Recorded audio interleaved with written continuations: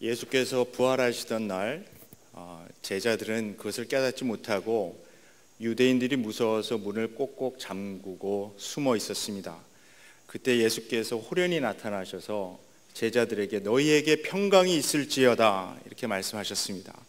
그리고 다시 한번 두 번째로 너희에게 평강이 있을지어다 말씀하셨는데, 그때 주께서 주신 평강이 우리 가운데 함께 임하기를 원합니다. 하나님의 위로가 같이 하시길 원합니다. 맨 처음에 제가 여기 주일 마당 기도에 와서 설교하라 그래서 저는 정말 마당에서 바깥에서 설교하는 줄 알고 굉장히 덥겠구나, 그래서 손수건을 잘 준비를 해왔습니다. 근데 이렇게 시원한 본당에서 말씀을 전하게 돼서 너무나 참 기쁘고 안심이 됩니다. 그래도 땀을 많이 흘릴지 모르는데, 근데 말씀을 준비하다 보니 정말 이 유명한 교회고 제가 정말 존경했던 그 목사님이 심호하시던, 지금 돌아가셨지만 그 교회라서 제가 약간 좀 오버한 것 같습니다.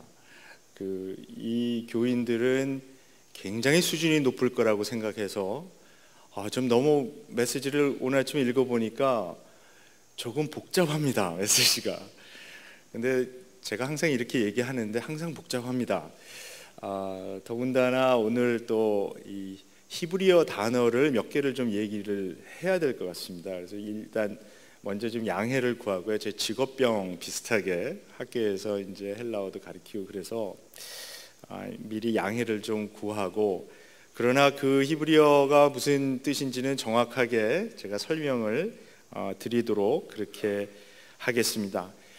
성경의 이야기는 하나님이 우리를 이 세상에서 구원하는 이야기가 아니라 하나님이 우리를 통해 세상을 구원하는 이야기입니다. 그것을 위하여 하나님은 아브라함을 택해서 약속하십니다. 땅의 모든 족속이 너로 말미암아 복을 얻을 것이라. 그런데 하나님이 약속하신 복은 우리가 세상적으로 생각하는 그런 복이 아니었습니다. 하나님은 아브라함을 통해 하나님의 통치를 땅에 오게 하여 복을 주시려고 하셨습니다. 그 통치의 핵심은 공평과 정의입니다. 하나님의 의도는 창세기 18장 18절과 19절에 잘 드러나 있습니다. 아브라함은 강대한 나라가 되고 천하 만민은 그로 말미암아 복을 받게 될 것이 아니냐. 내가 그로 그 자식과 권속에게 명하여 여호와의 도를 지켜 의와 공도를 행하게 하려고 그를 택하였나니 이는 나 여호와가 아브라함에게 대하여 말한 일을 이루려 함이니라. 여기 19절에 우리가 오늘 아침 주목하고 싶은 두 단어가 나오는데, 그것이 우리말로는 의와 공도로 번역이 되어 있습니다. 이 의라는 것은 히브리어로는 쩌다카라고 하고 공도라고 하는 것은 미슈팟이라고 합니다. 아마 전에도 다 들어보셨을 것입니다. 이 두 단어가 구약 전체를 보게 되면 앞서거니 뒤서거니 하면서 총 26번 등장합니다. 한국어로 여러 단어들을 써서 번역이 되어 있어서 이게 참 복잡하게 되었지만은 편의를 위해서 우리가 이 쩌닥하는 정의, 미슈팟은 공평 이렇게 사용하겠습니다. 그래서 오늘 말씀의 제목같이 공평과 정의 이렇게 사용하겠습니다. 하나님께서 아브라함을 통해서 모든 민족에게 복을 받게 하시려고 했는데, 그것은 하나님의 통치가 공평과 정의로 나타나는 공동체를 만드는 것을 통해서입니다. 그런데 그 통치는 인간의 힘과 지혜로 간혹 올 수도 있지만, 그러나 결정적인 순간에, 즉 하나님의 때에 어떤 한 인물을 통해 온다고 예언되어 있습니다. 하나님은 예레미야 선지자를 통해서 그 날이 오게 될 것을 이렇게 밝힙니다. 예레미야서 23장 5절에 말씀합니다. 여호와의 말씀이니라. 보라, 때가 이르니니 내가 다윗에게 한 의로운 가지를 일으킬 것이라. 그가 왕이 되어 지혜롭게 다스리며 세상에서 정의와 공의를 행할 것이며, 다윗의 이 한 의로운 가지는 분명히 다윗의 자손 예수 그리스도가 아닙니까? 그가 왕으로 오셔서 세상에서 정의와 공의를 행할 것이라 예언합니다. 공평과 정의, 그가 오셔서 공평과 정의를 행할 때 아브라함의 복은 완성됩니다. 좀 서론이 길었습니다. 이제 본론으로 들어가겠습니다. 오늘 본문을 보게 되면 오늘 본문의 이야기가 사실은 굉장히 잘 알려진 다윗과 무비보셋의 이야기입니다. 무비보셋은 다윗의 절친 요나단의 아들이고 또한 철천지 원수 사울의 손자입니다. 하나님께서 인간을 왕으로 세워서 하시려고 했던 것은 우리가 이미 본 아브라함의 복을 주시려고 하신 것이기 때문에 이 왕의 역할은 하나님의 통치를 이 땅에 오게 하는 것이었습니다. 이 사울은 인물이 출중하고 사람들에게 인기가 있었으나 하나님의 통치가 무엇인지에 대한 이해가 없는 사람이었습니다. 그래서 그는 철저히 실패했습니다. 다윗은 인간적으로 보면 별 볼 일 없는 사람같이 보였으나 어린 나이에 처음 등장해서 이 골리앗을 5개의 부드러운 돌로 무리칠 때부터 보면 하나님을 두려워하며 하나님의 뜻대로 하나님의 통치를 이스라엘에 가져오려는 의지가 있었던 사람이었습니다. 밧세바와 큰 실수도 저질렀지만 오늘의 본문이 보여주는 이야기는 그가 하나님의 통치를 제대로 이해하고 그 뜻대로 다스렸던 때의 이야기입니다. 그래서 우리가 처음 읽은 오늘의 본문 사무엘하 8장 15절은 다윗의 통치를 이렇게 요약합니다. 다윗이 온 이스라엘을 다스려 다윗이 모든 백성에게 정의와 공의를 행할세. 여기에 나오는 이 정의와 공의가 우리가 보았던 그 두 단어입니다. 공평과 정의, 공평을 나타내는 미슈팟과 정의를 나타내는 쩌자카가 여기 드러나 있습니다. 직역하면 다윗이 온 이스라엘을 다스릴 때 모든 백성에게 공평과 정의를 베풀었다. 하나님의 통치의 기본입니다. 하나님께서 이 땅에 세워지기 원하시는 원칙을 나타내는 단어들입니다. 공평과 정의가 있는 공동체를 하나님은 원하십니다. 지도자가 공평과 정의로 다스릴 때 하나님의 통치가 땅에 펼쳐집니다. 그런데 공평과 정의로 다스림을 받을 때, 그 공평과 정의로 지도자가 다스릴 때 같이 나타나는 하나의 현상이 있습니다. 우리가 공평과 정의라는 말을 들을 때 법대로 하자 이렇게 외치면서 무자비하고 차가운, 어떻게 보면 무서운 통치를 상상할 수 있겠지만, 그러나 하나님께서 원하시는 공평과 정의로 다스림이 일어날 때 무자비하고 차갑고 비인간적인 통치가 일어나는 대신 다른 현상이 일어나는 것을 성경은 증거하고 있습니다. 그 현상은 바로 사랑입니다. 오늘의 본문 9장에서는 이 사랑을 의미하는 은총이라고 번역이 되어 있는데요, 이 은총이라는 단어가 3번 반복돼서 나타납니다. 이 은총이라는 단어는 시편에서는 인자하심이라고 번역된 것도 있고, 영어로는 loving kindness 아니면 steadfast love, 어떤 곳에서는 unfailing love, 실패하지 않는 사랑, 이렇게 번역된 것도 있습니다. 이 단어는 사실 구약에서 가장 중요한 단어 중에 하나입니다. 왜냐하면 이 단어가 바로 하나님의 백성을 대하는 가장 기본적인 마음을 드러내기 때문입니다. 예레미야서 9장 24절은 또한 이렇게 말씀합니다. 자랑하는 자는 이것으로 자랑할지니 곧 명철하여 나를 아는 것과 나 여호와는 사랑과 정의와 공의를 땅에 행하는 자인 줄을 깨닫는 것이라. 나는 이 일을 기뻐하노라. 여호와의 말씀이니라. 이 구절에서 사랑으로 번역된 단어가 바로 은총과 같은 단어입니다.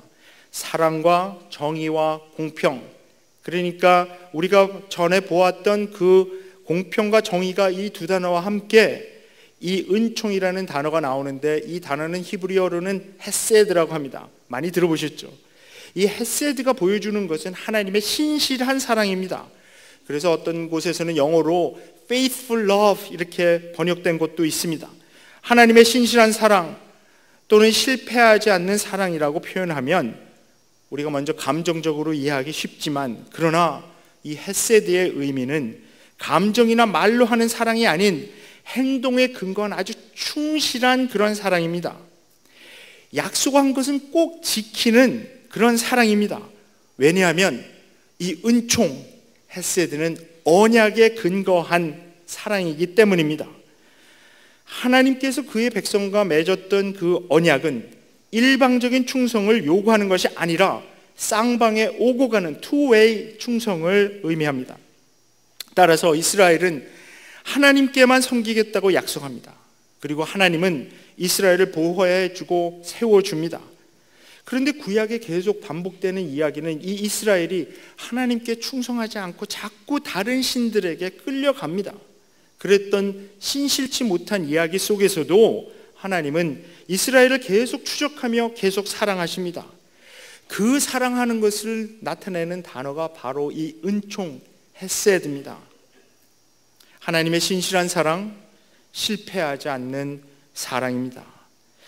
오늘 본문 9장, 사무엘하 9장 1절부터 13절에는 이 헤세드라는 단어가 3번 반복되는데 은총으로 드러나 있습니다. 즉 오늘 본문은 다윗이 공평과 정의로 모든 백성을 다스릴 때 나타냈던 한 현상을 보여주는 것인데, 그것이 바로 하나님의 은총입니다. 이 은총이 1절과 3절과 7절에 반복되어서 나옵니다. 사무엘하를 쓴 저자의 의도는 분명합니다. 다윗이 공평과 정의로 모든 백성을 다스릴 때 하나님의 은총이 무비보셋에게 나타났다고 하는 것입니다. 다윗이 무비보셋에게 헤세드를 베푼 이유는 그가 요나단과 언약을 맺었기 때문입니다. 1절과 7절에 저자는 요나단을 인하여 라는 표현을 2번 반복합니다. 다윗이 무비보셋에게 하나님의 은총 헤세드를 베푼 이유는 요나단과 맺었던 언약 때문이라는 것을 밝히는 것입니다.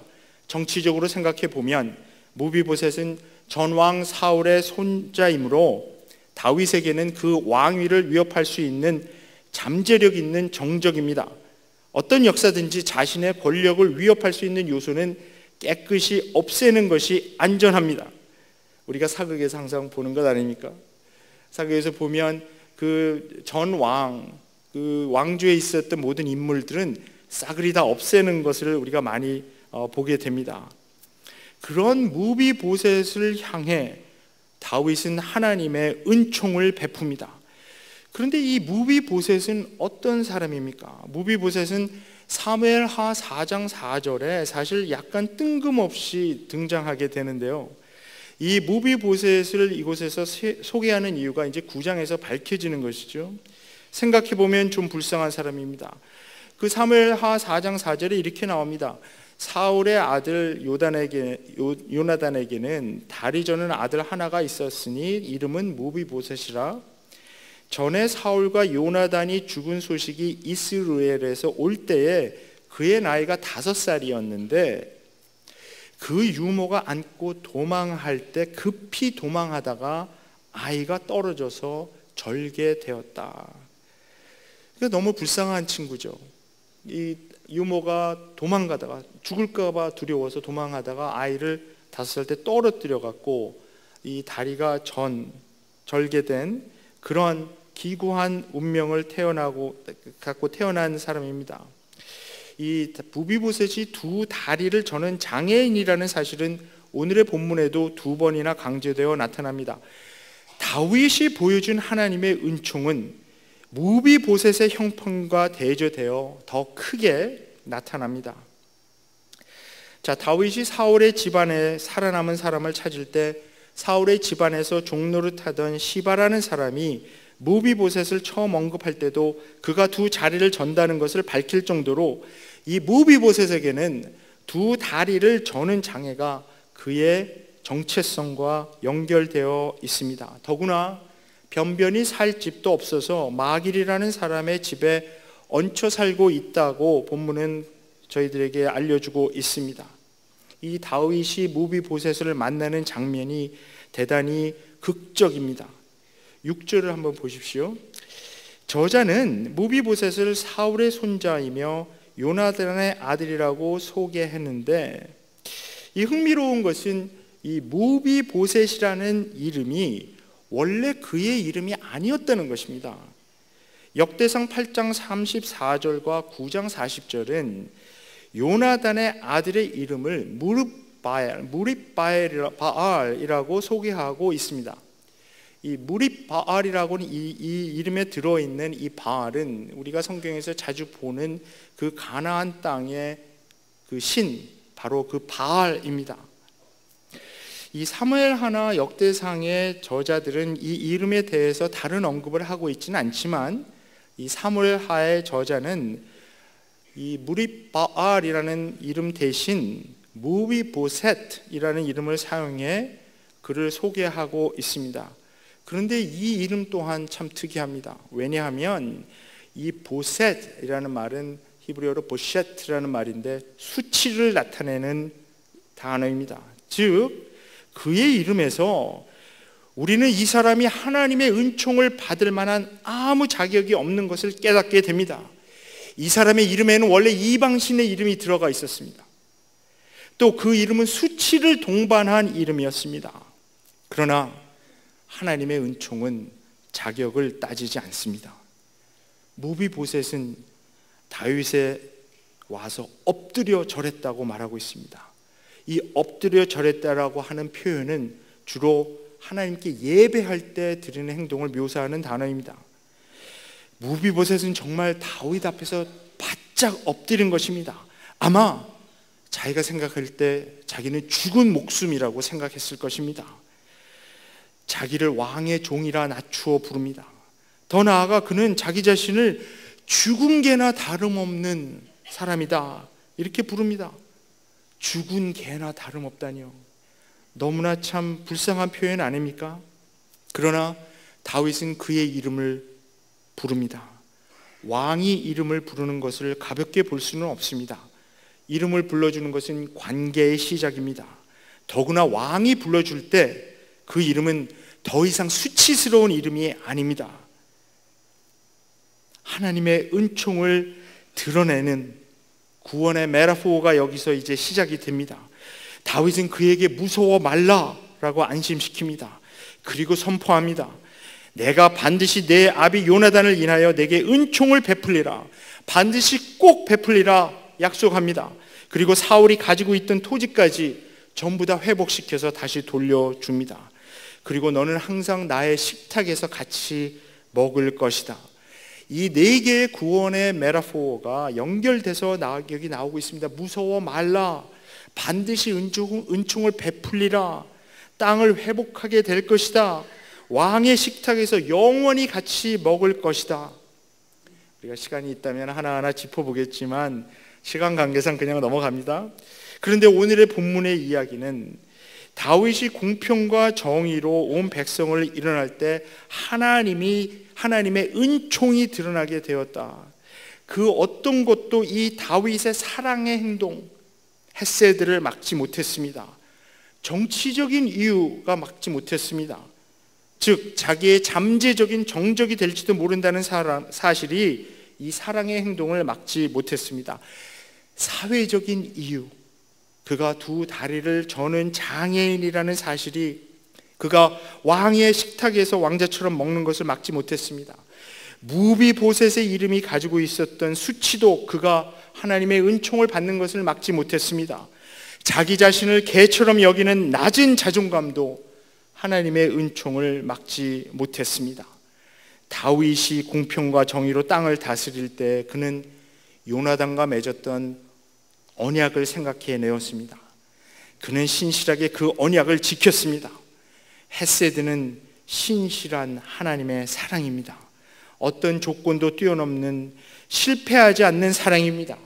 공평과 정의와 사랑, 이 하나님 나라가 땅에 오는 것, 그것은 이 세 가지 사랑과 공평과 정의가 같이 일어날 때 가능합니다. 다윗이 요나단과 맺었던 언약을 지키는 모습에서 우리는 하나님께서 신실하게 그 언약을 우리를 향해서 지키는 모습을 투영해 볼 수 있습니다. 공평과 정의와 사랑은 하나님의 아들 예수께서 이 땅에 오셨을 때 우리에게 보여진 것입니다. 그의 가르침과 행동 속에서 우리는 공평과 정의와 사랑을 봅니다. 그가 우리의 죄를 끌어안고 십자가로 가셨을 때 하나님의 공평과 정의와 사랑이 폭발하여 하나님의 정의, 하나님의 공평, 하나님의 사랑이 십자가를 통해 이 땅에 내려왔습니다. 말로 표현하는 것이 불가능한 하나님의 은총이 여기 드러나게 되었습니다. 사실 다윗의 입장에서 보면 무비보셋은 사랑하는 친구 요나단의 아들이기도 했지만 항상 그를 죽이려고 했던 사울의 손자이기도 합니다. 이 오늘의 본문을 보면 다윗은 무비보셋을 철저히 요나단의 아들로 대합니다. 사울의 손자로 대하지 않습니다. 왜냐하면 언약을 그와 맺었기 때문입니다. 그가 그의 이름을 부르는 순간 그 이름은 사울의 손자의 이름도 아니고 원래 이방신 바알과 관계 있는 이름도 아니고 보셋이라는 수치가 동반된 이름이 아닌 요나단의 아들의 이름입니다. 그토록 다윗을 사랑해주고 보호해 주었던 그 가장 친한 친구 요나단의 아들의 이름으로 부른 것입니다. 만약 다윗이 무비보셋을 사울의 손자로 보았다면 그는 살아남지 못했을 것입니다. 하나님께서도 우리를 보실 때 그의 아들 예수 그리스도를 통하여 보십니다. 만약 우리가 속해 있던 죄를 통하여 보신다면 우리는 살아남지 못할 것입니다. 우리가 하나님의 은총을 경험하고 또 우리 손으로 그 은총을 베풀 수 있을 때는 다윗이 했던 것처럼 공평과 정의를 실천하며 사랑의 관계로 사람들을 대할 때 가능한 것입니다. 우리가 생각해 보면 그런 선택을 할 수 있는 관계가 있습니다. 어떤 면으로 보면 정말 다시 생각하고 싶지도 않은 관계가 또 다른 면으로 생각해 보면 정말 사랑이 생각나는 관계가 있습니다. 가족 간에도 그런 관계가 있습니다. 그런 이야기를 듣습니다. 아내가 남편을 볼 때 자기를 정말 그렇게 괴롭히는 시어머니의 아들로 볼 것인지 아니면 그토록 사랑스러운 우리 아이들의 아빠로 볼 것인지 그것은 아내의 선택입니다. 하나님의 은혜를 경험하는 사람들은 쓴뿌리를 내는 그런 관점으로 사람들을 대하지 않습니다. 따지고 보면 대부분의 관계에 그런 양면성이 있습니다. 저하고 아주 친한 목사님이 한 번은 그런 이야기를 했습니다. 교인들을 생각해 보면 가장 사랑하는 사람도 자기 교인 중에 있고요, 가장 미워하는 사람도 교인 중에 있다. 그러니까 교인들을 생각할 때 이 두 가지 생각이 같이 난다는 거죠. 그 목사님이 지금 심호하는 교회에 처음 부임했을 때 갑자기 한 장로님이 와서 이렇게 얘기했답니다. 저는 목사님이 사임할 때까지 기도하는 것을 멈추지 않겠습니다. 나중에 알고 보니까 그 장로님이 이 청빙을 반대했던 분이었다는 거죠. 그러니 그분을 참 대하기가 힘들었습니다. 그런데 같이 교회 생활을 해보니까 이 장로님이 정말 신실하고 희생적이고 열심히 신앙생활을 하는 그런 분이었다고 합니다. 목사님이 하루는 새벽 기도를 하는데 그 장로님에 대해 하나님께서 마음에 깊은 감동을 주시면서 이렇게 말씀하시는 것 같았답니다. 그 장로를 사랑하라. 목사님이 다시 물어봤답니다. 하나님, 어떻게 제가 이 장로를 사랑합니까? 이 장로를 어떻게, 나를 그렇게 그만두기를 원하는 이 사람인데, 저한테 아주 직접적으로 와서 선전포고를 한 사람인데 어떻게 내가 이 장로님을 사랑할 수 있겠습니까? 그렇게 물어보면서 본당 정면을 보는데 거기에 십자가가 있었습니다.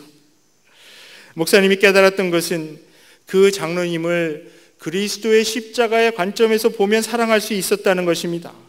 예수께서 사랑하시는 사람, 그를 위하여 목숨을 버릴 가치가 있는 사람이었다는 것입니다. 그렇게 생각하고 마음을 가다듬고 장로님을 위해서 기도하기 시작하고 장로님을 대하다 보니 그렇게 훌륭해 보이더라는 것입니다. 그 장로님과 목사님 지금 잘 협력하고 사랑하는 아름다운 관계가 되었습니다. 우리 사랑의 교회 마당 기도회 예배에 참석하시는 우리 성도님들 참 힘드시죠? 많이 지치셨다고 말씀 들었습니다. 도대체 공평과 정의는 어디 갔나? 왜 하나님은 우리에게 공평과 정의를 누릴 수 있는 기회를 주시지 않는가? 그러나 하나님의 말씀이 약속합니다. 그때는 꼭 옵니다. 하나님이 이미 십자가에서 보여주신 사랑과 공평과 정의가 물이 바다 덮음같이 인정될 때가 꼭 옵니다. 그러나 그것이 우리가 정한 때가 아니고 우리의 때가 아닌 하나님의 때에 꼭 옵니다. 그것이 우리의 소망입니다. 그날을 기다리며 그러나 또한 우리의 삶을 돌아보기 원합니다. 우리의 삶에는 공평과 정의가 있는가?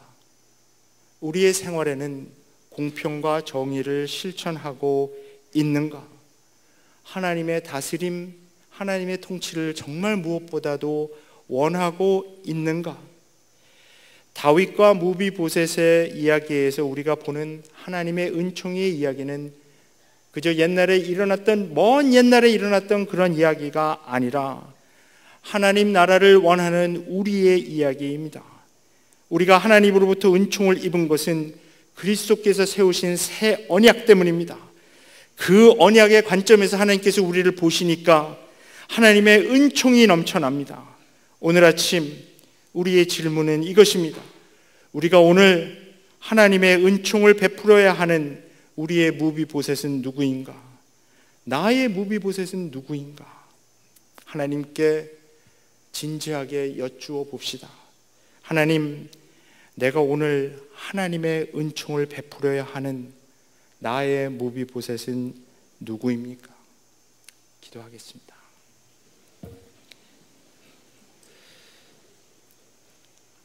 우리의 창조주이시며 구원의 주가 되시는 하나님, 오늘 우리가 주님의 은총과 함께 하지 않고는 아무것도 하지 않게 하소서. 우리들 안에 하나님의 공평과 정의를 열망하는 마음을 주소서. 저희들 마음에 오직 하나님 나라에 대한 열망이 가득 차게 하시고 세상을 향한 욕망과 세상이 주는 두려움 없게 하여 주시옵소서. 다음 한 주간 하나님, 우리의 마음과 생각을 주장하셔서 감사하고 불평치 않는 마음, 주님의 때를 인내하며 기다리되 주님의 부르심에는 즉시 응답할 수 있는 마음을 주시옵소서. 고난을 당하든지 위험에 처하든지 담대할 수 있는 용기를 주시고 정의의 편에 설 줄 아는 담대함을 또한 주시옵소서. 유혹에 빠지지 않도록 대비하는 마음을 주시고 대접을 받고자 하는 대로 남을 대접하는 마음이 저희들 안에 가득 차도록 도와주시옵소서. 오 하나님, 저희들 삶에 하나님의 공평과 정의와 은총이 넘쳐나는 삶 되게 하여 주시옵소서. 예수님의 이름으로 기도합니다. 아멘.